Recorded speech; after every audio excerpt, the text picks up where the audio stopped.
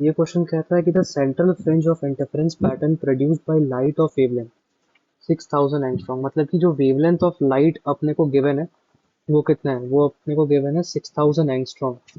ठीक है, इसमें कोई दिक्कत नहीं है। Is found to shift to the position of the fourth bright fringe after glass sheet of refractive index 1.5 is introduced, find the thickness of the glass sheet. तो अगर हम इसका सिंपल एक डेमोन्स्ट्रेशन बनाए या फिर एक फिगर बना के समझने की कोशिश करें, तो ये कुछ ऐसा केस है कि ये YDAC है। ठीक, पहली बात तो YDAC हो रहा है। अब देखो, पहले अगर हम कहते हैं कि ray of light point O पे मीट कर रहा है, आप पूछोगे सर O क्या है, सॉरी, आप पूछोगे सर ये O क्या है, तो मैं बताऊंगा कि O जो है ना, ये वो पॉइंट है जो सेंट्रल मैक्सिमम, ठीक है। लेकिन कब? जब कोई भी थिन फिल्म इंट्रोड्यूस नहीं किया गया, ठीक है।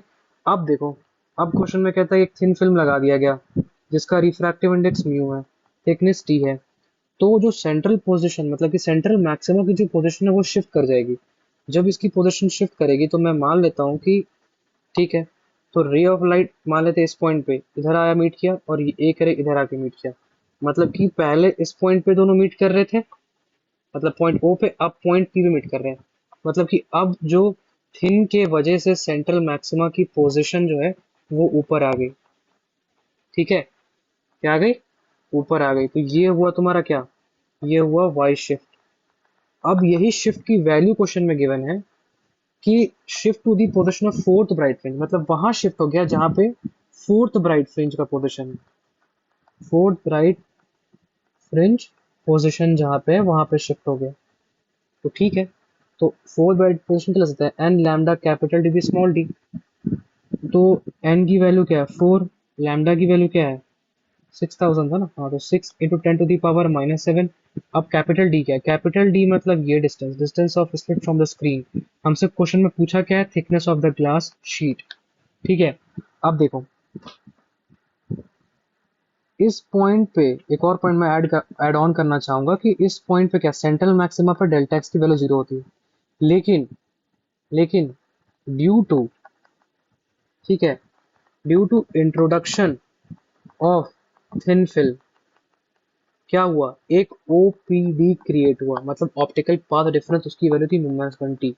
अब इस μ-1t को कंपनसेट करने के लिए, इस μ-1t को कंपनसेट करने के लिए ये जो रे है ना, ये सेकेंड रे, ये एक एक्स्ट्रा पाथ ट्रेवल किया, ठीक है। उसके कारण क्या है, यहाँ पे शिफ्ट आया, तो यहाँ पे जो नेट पाथ डिफरेंस हो जाएगा ना, वो हो जाएगा μ-1t minus 4β is equal to 0।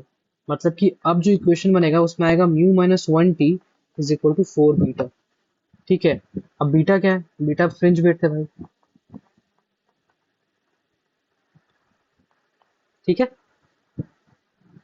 अब पूछोगे सर 4 कैसे आ गया, तो ये वही केस है जो अभी मैं डिस्कस कर रहा हूँ नीचे ना, देखो is equal to N lambda capital D upon small D, यही असल में ये भी वही है ना, 4 lambda capital D upon small D, मतलब कि 4 टाइम्स बीटा। इसके वैल्यू में डायरेक्ट निकाल लेता हूँ, देखो। अब देखो क्या हुआ,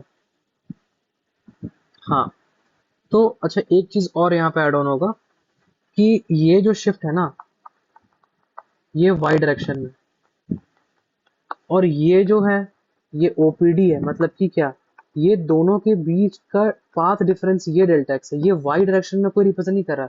अगर आपको इसको भी वाई डायरेक्शन में लाना होगा तो यहाँ पे और भी कुछ चीजें ऐड हो जाएंगी, मतलब क्या, capital D upon small D. अब पूछोगे सर ये कैसा है, तो मैं आपको बताऊंगा कि देखो delta X is equal to क्या था, μ-1 T capital D upon small D.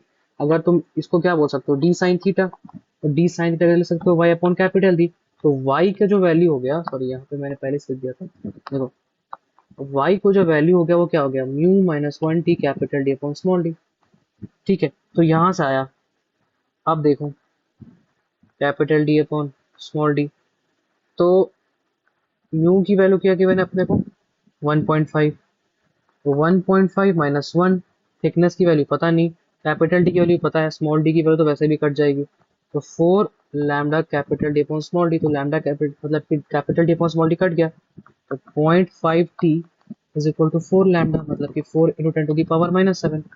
T की वैल्यू क्या आ गई, 4 से 24, 10⁻⁻7, बाई 5 इंटू 10⁻⁻1 10⁻⁻6, मतलब 5 4 जा 20, 5 8 जा 40। मतलब थिकनेस की जो वैल्यू आ गई वो क्या आ गई, 4.8 माइक्रो 4.8 माइक्रो मीटर। तो इसको आप रिप्रेजेंट कर लो ऐसे। तो कितना आ गया, अपने अपना जो आंसर आ गया वो आ गया 4.8 माइक्रोमीटर। ठीक है।